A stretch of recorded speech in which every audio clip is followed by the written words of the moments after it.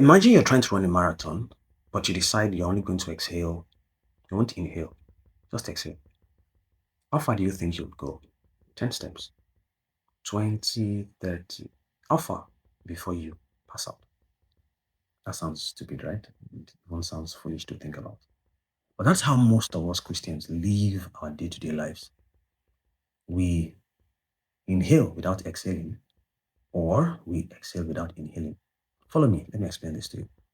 Genesis chapter 2, verse 15 shows that God called Adam to tend the garden. And then Genesis chapter 1, verse 28 showed that God blessed him to rule over the earth, to subdue, to dominate it. Now, let's look at Genesis 2:15 again. The Hebrew word for tend is the word abad. And actually, this word means to serve, to worship. And this is a priestly language. You see?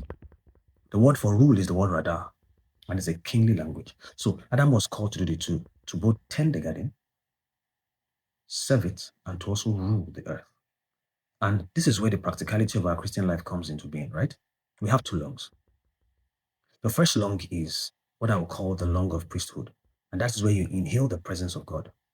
That is a place of worship. That is a place of listening to Him. That is a place of supplication. That's the place of bringing your loved ones to Him. That is the place where you walk with God, walk with the Holy Spirit. Okay? That is when you inhale. That is when scriptures come alive to you. That is when you receive instructions for your life. That's when you pray for your loved ones.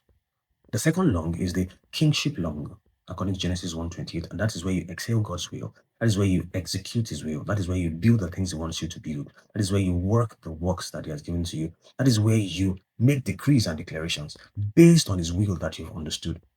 So many of us inhale, we know the will of God, we refuse to exhale, and some other people exhale to carry out their kingship duties without knowing the will of God, and that is where the problem is. So let me take an entrepreneur, for instance. You're an entrepreneur, but you are probably all busy exhaling, that is, working, grinding, and then suddenly you see that you are burnt out spiritually, and you're wondering what is going on. You're suffocating spiritually. Or on the other hand, you are this very spiritual person who is supposed to put a balance to his life, but all you do is pray all day, read the scriptures all day, but you're unable to hold down a job. And so you end up seeing that all you're doing is inhaling. And when you do that, you actually